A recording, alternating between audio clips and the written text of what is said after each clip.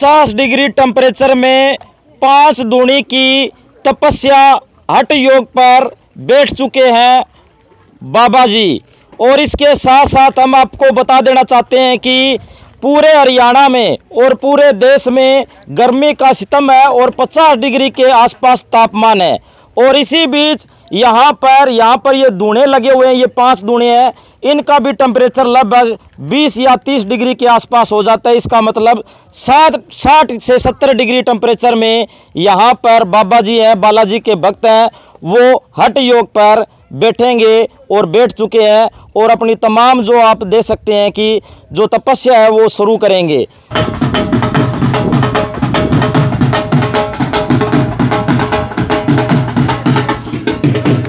और इसके साथ साथ ये आस्था है या अंधविश्वास। और इसके साथ साथ सबसे बड़ा सवाल यही खड़ा होता है कि अपने शरीर को इतना दुख तकलीफ क्यों देते हैं ये बालाजी के भक्त।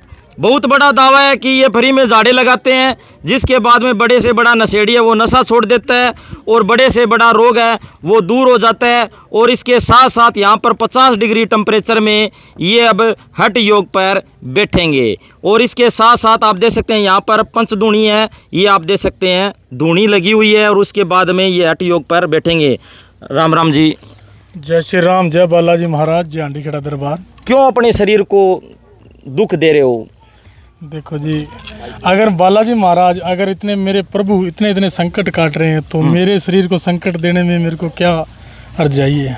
कितने दिन ये आपका हठ योग चलेगा? ये 21 दिनों का है जी। 21 दिनों का है। हाँ जी, हाँ जी। टाइमिंग क्या रहने वाली है आपके? 11:15 से लेके 12:15 बजे तक है। 5 दूनी तपस्या है ये। बिल्कुल बिल्कुल बिल्कुल। तो कई लोग तो कहते हैं कि एक बालाजी का भगत है, वो पागल बने घूमता है, कभी बर्फ़ में बैठ जाता है, कभी ये दूनी की तपस्या करने लग जाता है।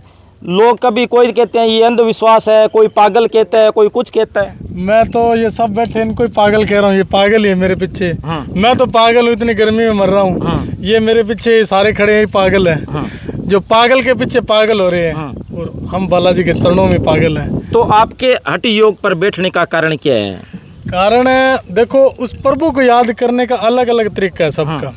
कोई बैठ के कर लेता है, कोई जाप से कर लेता है, कोई तप से कर लेता है, कोई धुने से कर लेता है। तो हमारी श्रद्धा और आशीर्वाद बालाजी की जो उनका आदेश हुआ है गुरु महाराज का, उसी बस आदेश से चल रहे हैं भाई। इसका मतलब पुराने ज़माने में ऋषि मुनि हैं वो हठ योग किया करते थे, तपस्या करते थे, पहाड़ों पे तपस्या करते थे, एकांत में किया करते थे और भगवान की प्राप्ति हुआ करती थी। इसी तरीके से आप तपस्या कर रहे हो अपने शरीर को कष्ट पहुँचाकर। अगर शरीर को कष्ट नहीं मिलेगा, तप नहीं होगा, तो तप के बगैर कोई चीज़ संभव नहीं है। तप के बगैर किसी को हम भला नहीं कर सकते, किसी का भी फायदा नहीं हो सकता उसके बगैर।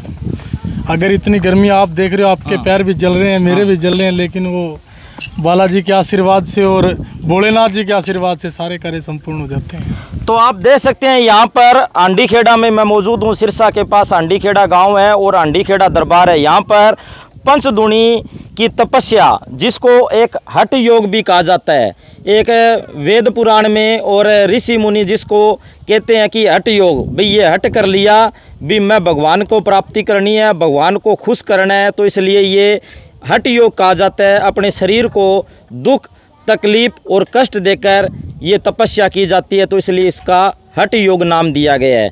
और एक बालाजी के भक्त हैं, वो यहाँ पर हांडीखेड़ा दरबार लगाते हैं, चलाते हैं, और ये अब पंचदूनी की तपस्या पर हठ योग पर बैठ चुके हैं।